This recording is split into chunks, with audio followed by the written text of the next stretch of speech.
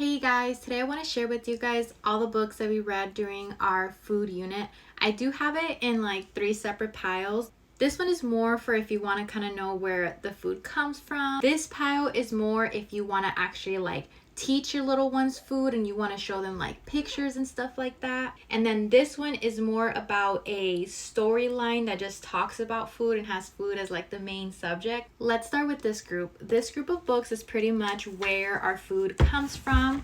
The first one is From Grass to Milk. This one's a really cute little read. My toddler wasn't really that into it, but my kindergartner, he was. We're going to talk about the cow, kind of like where he lives, what happens, and kind of like how the milk actually gets to be from the farm to our table. This one's a great one. It is our second time getting it. It's right this very minute. So as we're looking at this plate of pancakes, we're gonna say right this very minute we need a farmer, and then we're gonna end up at a farm. This is what you have in front of you, but right this very minute all these people, all these things are happening to kind of get everything from where it's being grown to our plate. This is another great one. It's The Fruit We Eat. Some of the pages is going to show like the details, like the stems and the inside. Like it's easy on the eyes.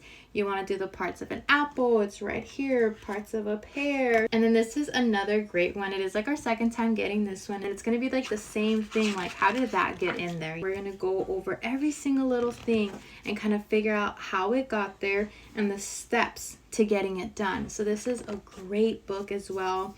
We go through the milk and how it got turned to cheese, how your tomatoes got picked, and then at the very end it shows how you finish your whole lunchbox. And then it also talks about all the different food groups. All these books are more on the informative side.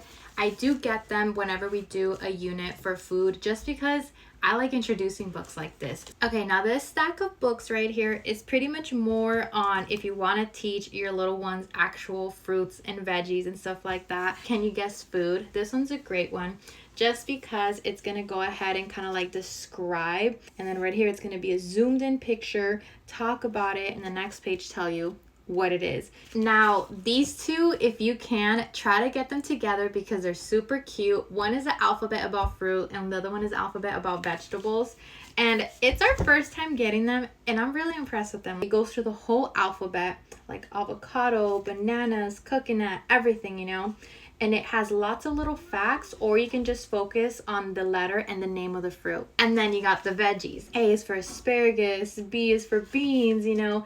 You're going through the whole alphabet, and it's just a great way to kind of make learning about a unit fun, as well as just talking about the ABCs. And then I also got this series. I wasn't able to get, I believe, the lunch just because it was already checked out, but I did get these. So there is a lunch one to this. It's not just focusing on fruit and stuff. This one's actually focusing on shapes.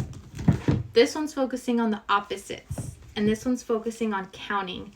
But it's perfect for a food unit and you can kind of sneak in those topics as well. This one's about the snackies. You're going to go over snackies, and since you're talking about size, it's going to be a big cake or a small cupcake, you know, stuff like that. A hard cracker, you know, soft cheese. This one is about dinner. So this one is going to be talking about shapes. So it's going to be saying triangle and stuff that's shaped like a triangle, squares, and it's just gonna go through everything. And this one is for breakfast. It is the counting book, so you are pretty much gonna start counting from 1 all the way up. So you have 1 yogurt, 2 cereals, and just going all the way up for the whole one, I believe 1 to 10. This one's another great board book that we got. It's called Food, Proud to be Latino, Comida. It has everything in English and Spanish. On this side, it talks about rice and beans. On this side, arroz y frijoles. It says it in English and says it in Spanish. So this is a great bilingual book. It talks about pretty much the simplest foods that you can think of, like your pan dulce, your chocolate. Now here's another alphabet book. It's the Eating the Alphabet, Fruits and Vegetables from A to Z. A talks about artichoke, apricots, avocado, you know, it goes through the whole alphabet. I love the big letters, the words. It's also uppercase and lowercase. This was just a great stack of books, especially if you're trying to actually teach fruits and vegetables to your little ones. This is just something I would definitely recommend. Toddlers, kindergartners, preschoolers, these are like the must-have. Get this pile for sure. So here's our last stack of books. This is more of like a storytelling vibe that just kind of focuses on food or just talks about it. You know, it's not really teaching the food to your little ones, but it's incorporating food in the book. So I decided to put The Very Hungry Caterpillar in this pile just because it is a story. It's a cute, fun story. This one's just a classic. It talks about what happens on Monday, Tuesday. It's counting, it's colorful, and everything that the little caterpillar eats, as well as all the little snackies and stuff over here, and how it turns into a butterfly. So this one is also part of our food unit. This one is just the cutest little story ever. It teaches a lesson that even my 13-year-old remembers because I used to read this to her when she was a little. So this one's about the little red hen. Pretty much she is the one stuck doing everything where she lives. You got a dog, rat, and I believe you got a little cat, and none of them want to help her. As she's planning it, she's asking, okay, who's gonna help me get it? Who's gonna help me bake the cake? Who's gonna help me do this and that? And every single time she asks for help, they say, not I, saying, who's gonna help me eat this cake? And they're all like, I will. But she's like, I'm gonna eat it. And she legit eats it and doesn't share. And they're just like, what?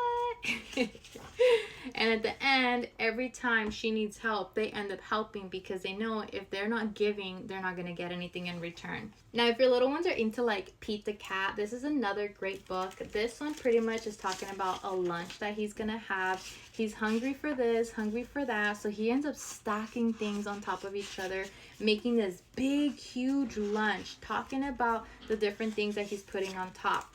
At the end, he ends up calling all his friends so they could end up enjoying this really big lunch with him, and they all end up eating it together. This one is called Growing Vegetable Soup. This one's cute. It has big pictures, simple words, talks about kind of how we're going to start at the garden, get all our things, plan everything, watch it grow, and towards the end, once everything grows, we're gonna end up making a vegetable soup. Now this one, if you guys haven't got it before, I would definitely recommend it. It's literally little life lessons through cookies.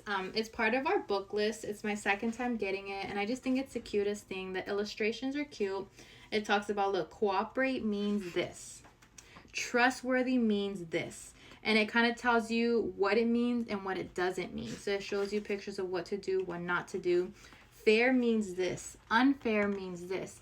So it's just great. Honest, courageous. Stone Soup is a classic. Pretty much you have like 3 soldiers that are walking around. They're hungry. They come across a little village. And the villagers, they all end up hiding their food because they just don't want to share. And they kind of say, okay, we're going to host you guys. We're going to make you guys our famous stone soup.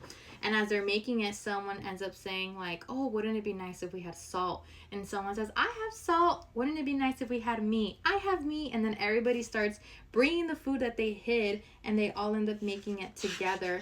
It's a pretty lengthy story. I can see why my little ones are like, oh my gosh, you know? Hot Pot Night is like another great one. It is about hosting as well. Pretty much one person is going to end up providing all the meat, another person's gonna end up providing the pot, another person's gonna provide this and that, and they're just gonna all work together. Different people that live in this like apartment complex, they're gonna work together, bring their own stuff, and just make food. And at the end, they all end up enjoying it, and then they end up saying, okay, it's your turn to treat us next time, you know? What can you do with the paleta? So it's my first time getting this one. I thought it was like a cute little read. Pretty much we're just talking about all the different things that you can do with a lollipop, and it's just going through the whole little story of them chasing down the paletero man, them getting their little ice cream. It's in English and Spanish. So this one is Monsters Don't Eat Broccoli. My 5-year-old, he thought this was like the cutest thing ever. So pretty much you're talking about a waitress that ends up asking a group of monsters like, hey, what do you guys want to eat? Do you guys want broccoli? And they're like, ew, no, we don't like broccoli.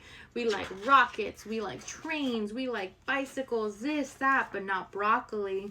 But they like trees. It pretty much ends with a little girl being the one who's pretending that she's the monster and that she doesn't like broccoli, but she ends up eating the broccoli. So it's just like kind of like a great way to get those broccoli non-lovers to kind of think about broccoli in like a different way. Think of them as like trees and be silly monsters and just eat them, you know? So these are all the books that we read the last 2 weeks during our food unit.